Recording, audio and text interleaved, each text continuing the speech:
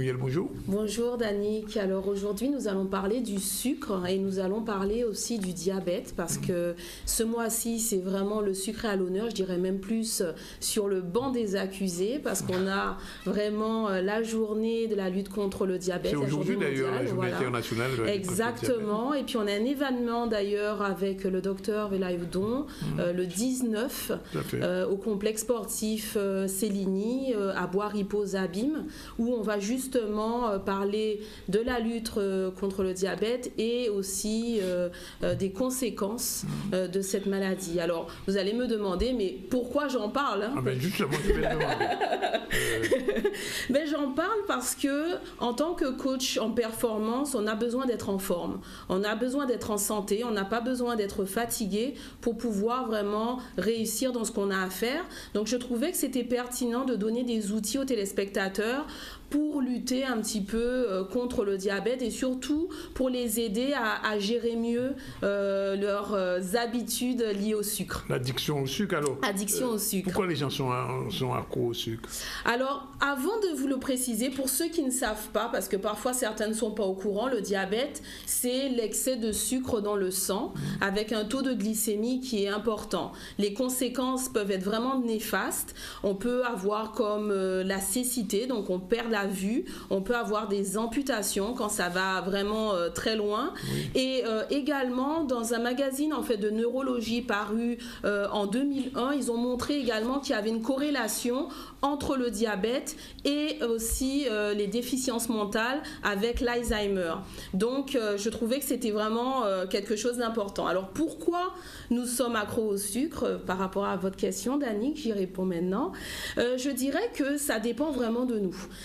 C'est sûr qu'on va utiliser le sucre comme palliatif parfois et surtout on ne va pas se rendre compte du sucre qu'on va ingérer. Par exemple dans le Coca-Cola où on a 7 morceaux de sucre, dans le Nestea où on en a 9, on ne s'en rend pas compte. Parfois on ingère, on mange des choses et on ne sait pas du tout les quantités de sucre que l'on mange. Et puis également on va venir avoir des manques de sucre parce que on peut avoir des déceptions dans notre vie, dans un deuil, un moment difficile. Et ça pousse à consommer du sucre. Oui, parce que le sucre, c'est de la douceur, ça met de la douceur dans la vie. Alors en fait, on a besoin de mettre un peu de douceur dans notre vie quand notre vie est difficile. Donc on va être attiré par les choses sucrées. Et puis également, bien sûr, il y a bien évidemment des personnes qui ont des mauvaises habitudes. Pas forcément qu'elles ont une tendance à avoir la dent sucrée, mais surtout parce que elles ont des mauvaises habitudes alimentaires. Vous n'êtes pas un peu alarmiste Non, je ne suis pas alarmiste parce que lorsqu'on regarde vraiment les résultats qui nous sont donnés par l'ARS, alors il y avait eu des résultats qui étaient sortis après le 4e symposium sur les maladies du pied diabétique. Donc on regardait à ce moment-là pour la Guadeloupe que on avait 45 décès pour 100 000 personnes versus la métropole où ils en avaient 18 pour 100 000 personnes. Et puis quand on regarde des chiffres beaucoup plus récents, parce que là c'était de 2005 à 2009, quand on regarde en 2013, on se rend compte que finalement 8% de la population est touchée par le diabète et on parle d'hospitalisation long terme à l'hôpital. Et puis parmi ce 8%, 3 personnes sur 5 sont des femmes. Alors c'est pour ça qu'aujourd'hui je suis là un peu pour vous en parler.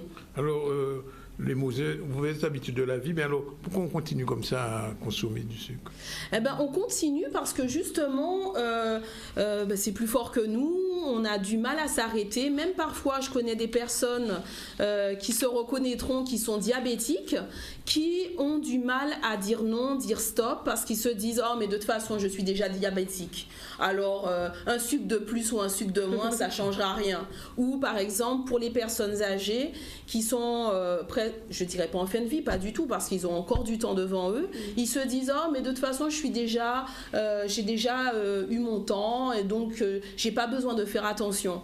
Par contre, on peut vraiment vivre mieux sa vieillesse, on peut vieillir en meilleure santé si on fait un petit peu plus attention. Alors, comment on peut faire si on veut arrêter définitivement le sucre et à quoi sert le coach à ce moment-là?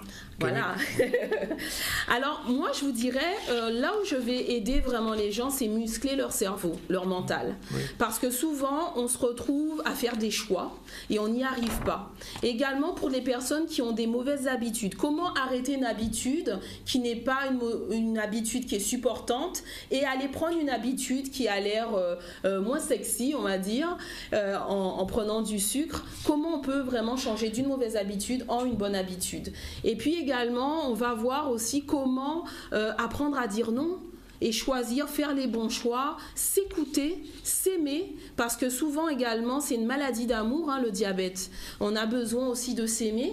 Donc là également, je peux intervenir en les aidant. Alors je vous dirais, rendez-vous le 19 au complexe sportif. Vous serez là? Je serai là. Oui. Je vais faire un débat conférence et puis également je serai toute la journée là au niveau de mon stand. Donc on pourra discuter avec moi. Et votre numéro de téléphone quand même et le site? Bien sûr, alors www.carutera.com.